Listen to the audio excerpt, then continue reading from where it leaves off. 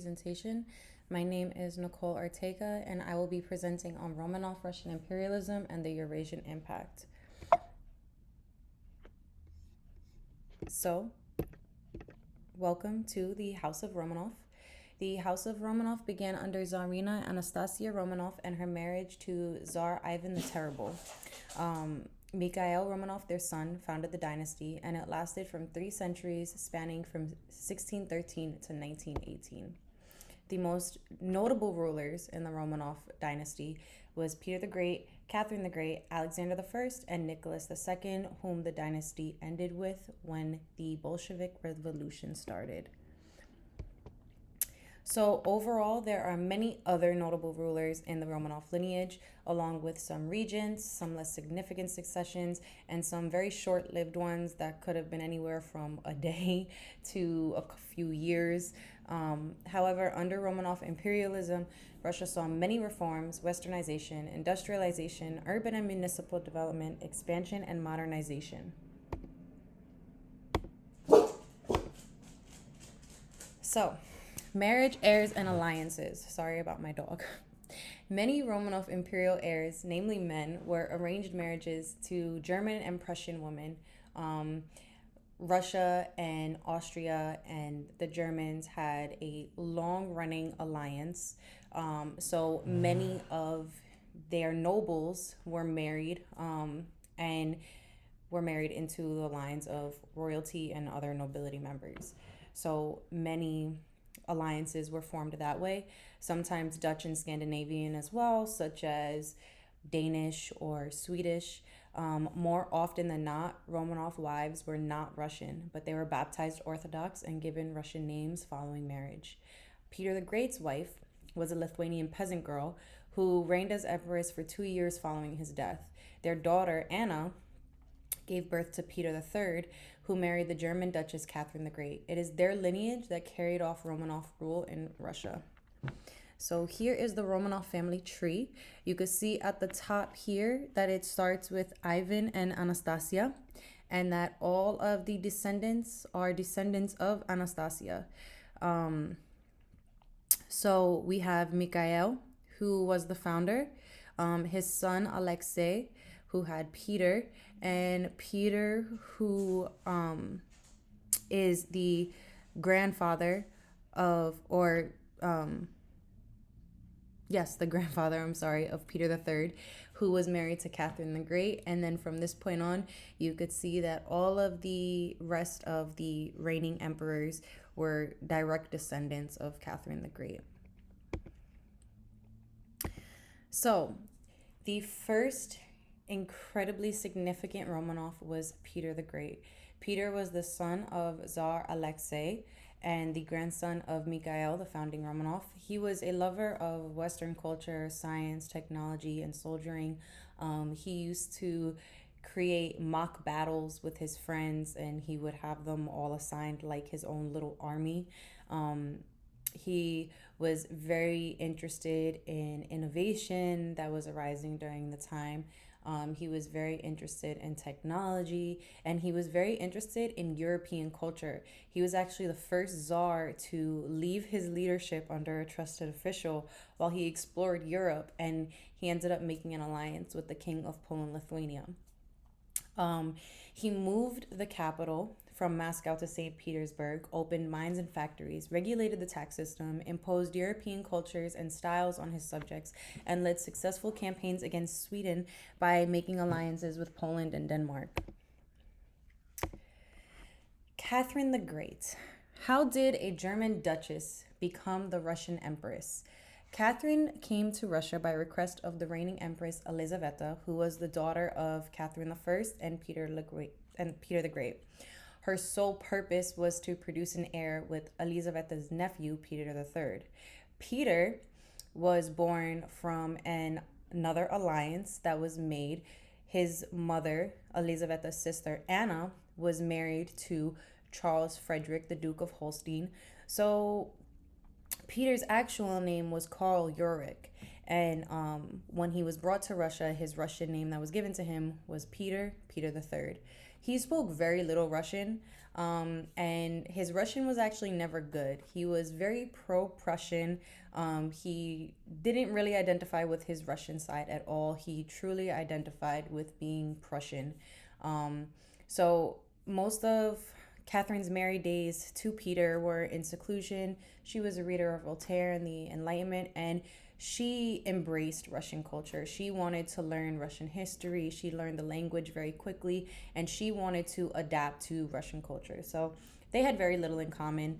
Um, Peter spent most of his time engaging in all things Prussian and showing little interest in anything Russian and sometimes outright disrespect.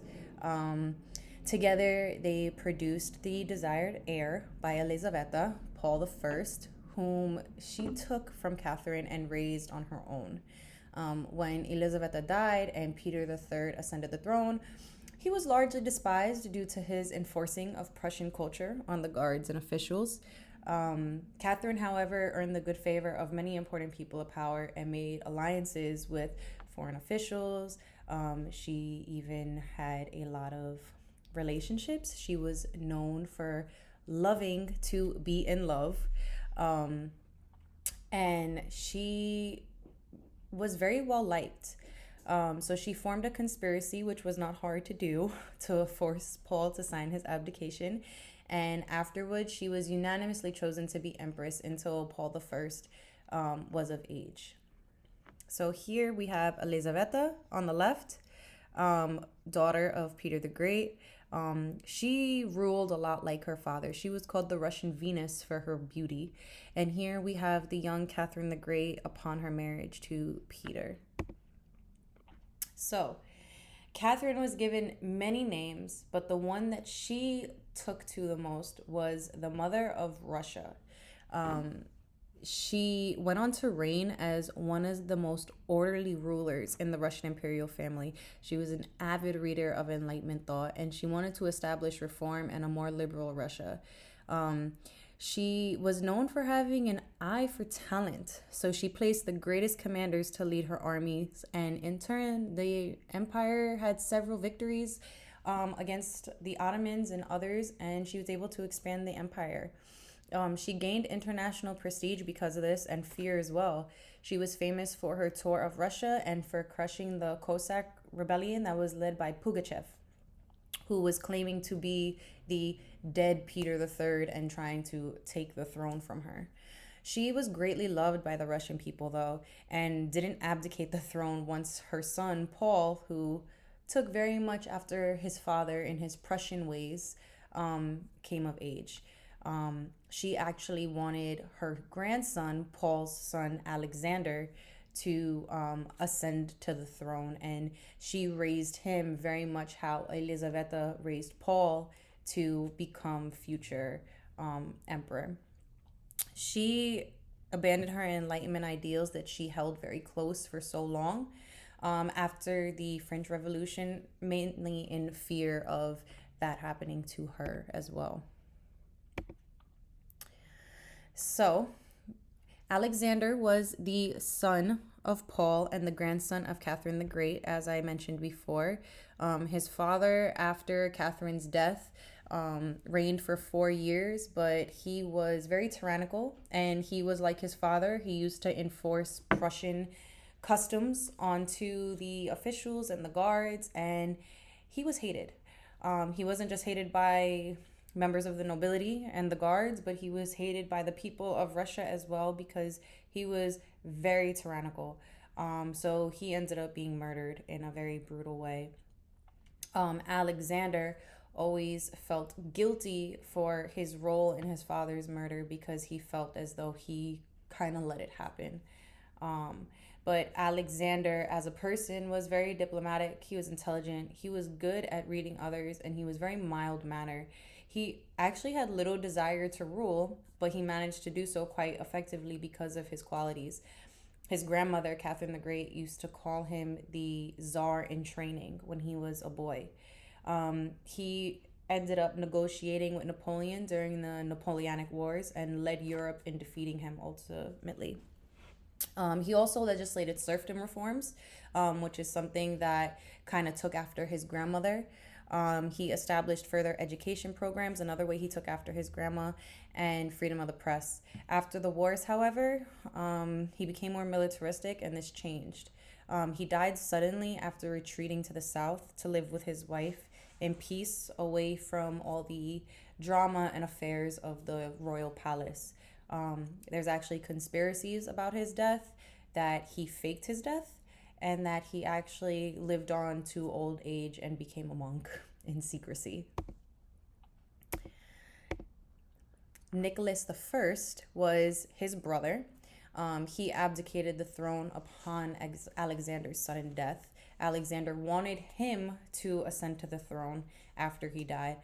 He married a Prussian girl named Alexandra, and he was known for his dedication to public service, serfdom reform, and industrialization efforts that led to railroads being built across Russia. These railroads later served great purpose for Russia and their allies in World War One.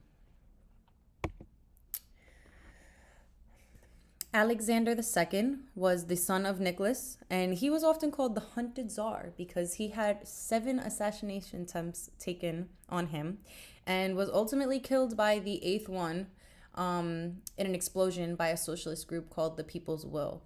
The 7th and 8th assassination attempts actually happened at the same time. He survived the first assassination attempt, and then because he was so stunned and he wanted to see who tried to kill him, they were able to catch him with a suicide bomber in the second assassination. He reigned during a time of great civil unrest, which is how the People's Will came to be formed. And it didn't help that he was known for having many, many affairs. He almost married the Queen Victoria of Windsor, and if he would have done that, he would have actually abdicated the Russian throne for a British one, but instead he married a German Princess Marie and became Tsar. He abolished serfdom, traveled across Eurasia, and began working on establishing Russia's first parliament. He also took over after Nicholas in the Crimean War. Alexander III was the son of Alexander II, and his name was actually Sasha. He married a princess of Denmark named Maria, and he was not like his father. He removed all liberal and social reforms he established by his father in favor of a more autocratic government. During his reign, though, Russia industrialized significantly. They built their first oil wells, they had electricity, they had plumbing, telephone lines, telegrams, etc. However, he did oppress Russia's Jews, which was anti-Semitism started growing in the Romanov family kind of earlier down the line around the times of Alexander the First. And he exiled the Jews from Moscow in 1891, sent them to the Pale of Settlement, which is modern-day Ukraine. And he also ended long-running German alliances that Russia was greatly known for. As we've seen before, many of the wives of the czars were Germanic peoples. And he established French alliance, which we're gonna see kind of played a role in World War One when France got involved in the war. The last Tsar, Nicholas II, was called Nicky. He was a son of Alexander III, and he married a German princess, Alexandra. They had 4 daughters and 1 son. The fact that they had so many daughters concerned the Russian people that there would be no heir, but unfortunately all of them tragically died by Soviet hands. Their son Alexei, who would have been the heir, he was actually a hemophiliac, so he was very sick for most of his life. However, Nicky was Tsar during the Russo-Japanese War. They were battling over the territory of Manchuria. And he had a great desire for peace. He ruled during a time of a lot of civil unrest, and he just wanted to establish peace in the region. So during the Treaty of Portsmouth, he settled peace with Japanese, and ultimately that led to a lot of loss in Russian prestige and respect. And then followed by the Russian Revolution in 1905. He ended up creating a new constitution, which took away a great amount of his own power.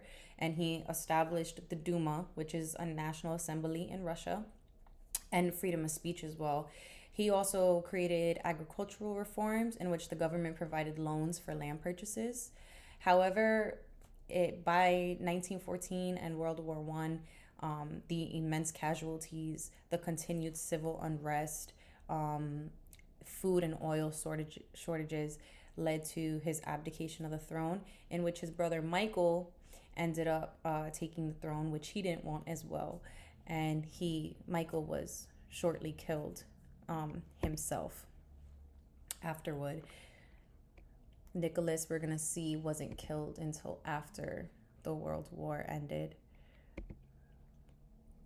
So Romanov warfare and encounters. First, 1698, Peter the Great went to Poland and Lithuania and met with Augustus the Strong to make a pact against Sweden. Here is Augustus the Strong pictured.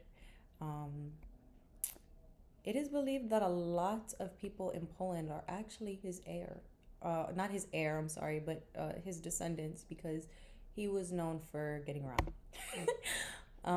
So Peter the Great fashioned himself a warlord.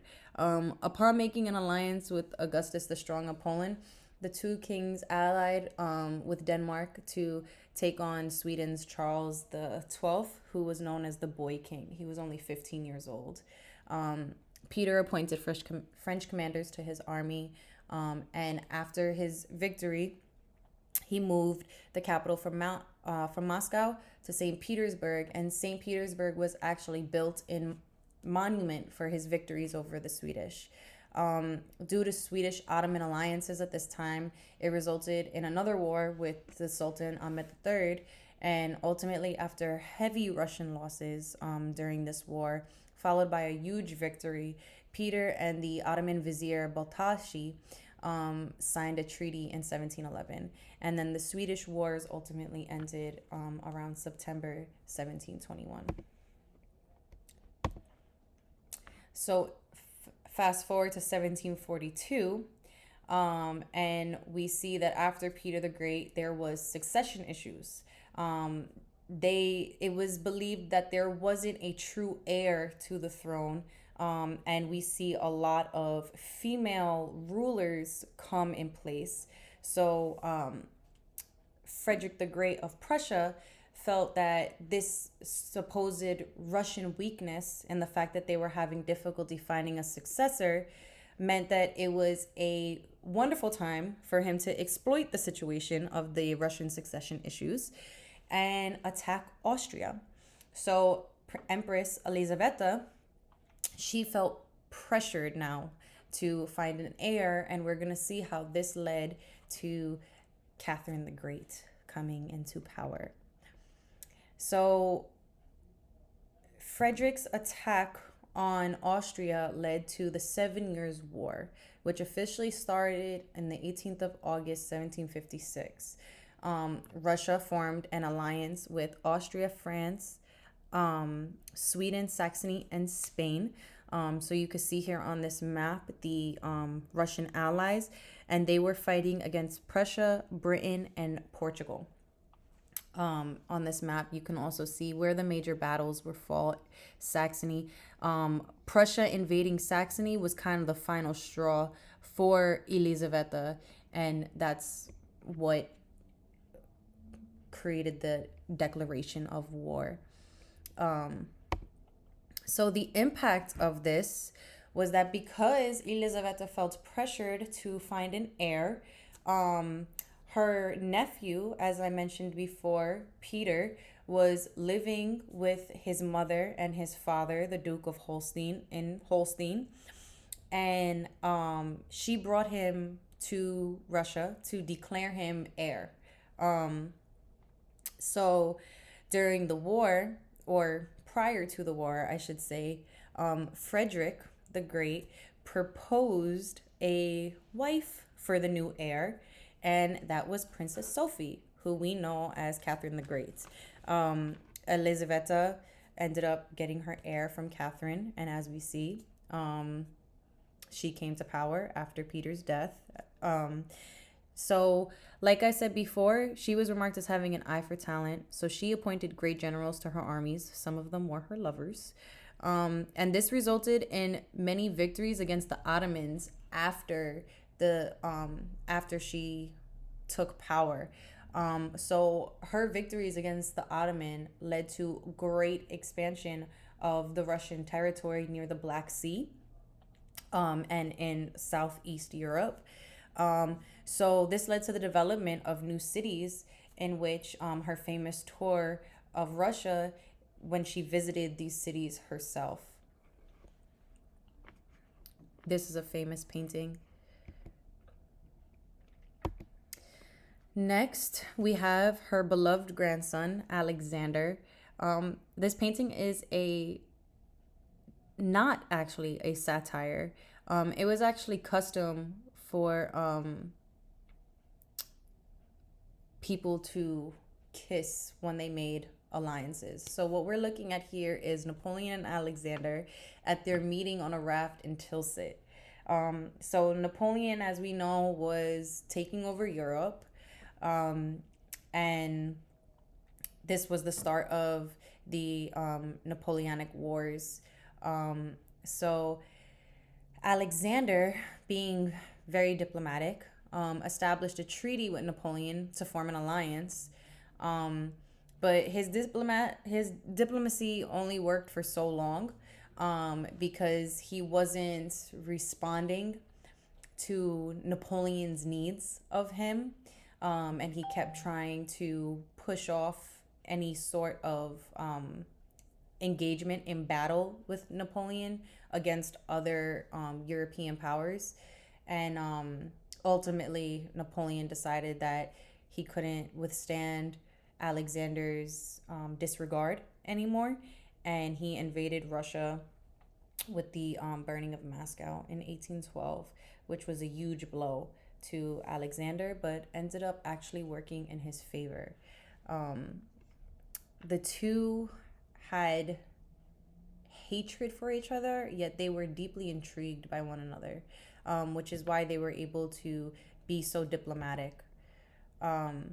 So, after Napoleon crowned himself emperor in 1804, Britain and Austria agreed to ally to fight France in 1805. After many battles and Russian defeats, Napoleon and Alexander met on the raft in Tilsit on the Niemen River. And the reason why they met on the raft was because the Niemen River was in between the two empires. And at the time, Napoleon and Alexander held the main two empires of Europe at that time. So they met in this raft, so there would be no risk of their armies attacking the other. Alexander disregarded the treaty that they made by playing diplomat, and not answering to the call of battle.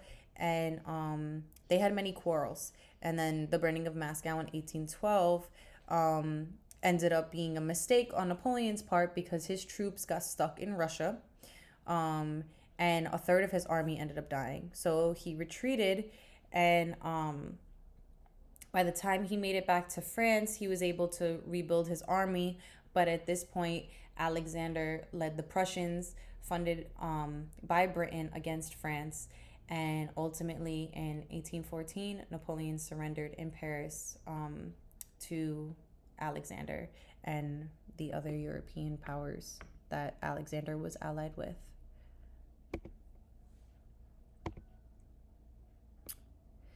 Next, we have the Crimean War. So the Crimean War was an alliance of Britain, France, Turkey, and Sardinia against Russia. Several defeats, along with potential Austrian alliance on the Allied side, forced the Tsar, who was Alexander II at the time, forced him to sign the Treaty of Paris. Um, so ultimately, the Crimean War was the result of a long spanning territorial and religious dispute between the Ottomans and the Russians. The Ottomans were Islamic and the Russians were Orthodox Christians. So they did not like each other. On top of that, they both wanted control over the ports of the Black Sea. And at the time, Britain and France allied with the Ottomans to stop Russian expansionism, since the Russian Empire was continuously expanding over these centuries. Um, the Crimean War started under Tsar Nicholas I when the Ottomans actually invaded the Caucasus upon his coronation to the throne. Um, and by March 1856, Count Alexei Orlov, who was actually the same man who fought in the Napoleonic Wars, went back to Paris to make peace with the Allied powers. Um, and ultimately, this was a loss of Russian territory. They lost Bessarabia, they lost the Black Sea and their naval ports in the Black Sea, and they also lost British commercial interests.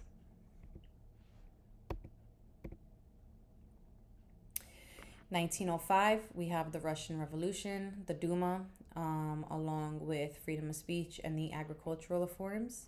And then, as we know, after the Russian Revolution, less than 10 years, we have World War One.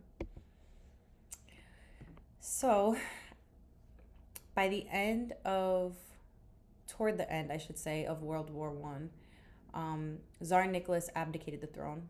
Um, the civil unrest was too powerful at this time, and he really had no choice. So him and his family were sent to live what they believed would be in safety, or what they were told was to be safety, in Siberia. After the war in 1918, following the Bolshevik unrest, the family was brought down to the cellar of the safe house that they were living in. They were told that they were going to take a picture so that people knew that they were still safe during all the civil unrest that was going on. And instead, it was a setup. They were arranged for a family photo, and their entire family was murdered by the Soviets. They were shot and stabbed. The youngest at the time, Alexei, was sick due to his hemophilia, and he was 14 years old. All of them that you see pictured here were all tragically murdered by the Soviets. And that was the end of the Romanov dynasty, Imperial Russia, and their great expanding of the empire. So here we have the map of Russian expansion under the Romanov Empire. The murder of the Romanov family ended a 3-century-long dynasty that westernized and expanded Russia from a small region in Eastern Europe to an empire that spanned across Eurasia and up to Alaska at one point. Having a history of alliances, treaties, and arranged marriages across Europe, the Romanovs turned the Russian Empire into a Eurasian power that also resulted in conflict and territorial disputes alike. The extensive, impactful, and at times absurd leadership of the Romanovs resulted in a lineage whose descendants can still be found across Europe and whose impacts through peace and war alike can be seen today. Thank you for watching my presentation.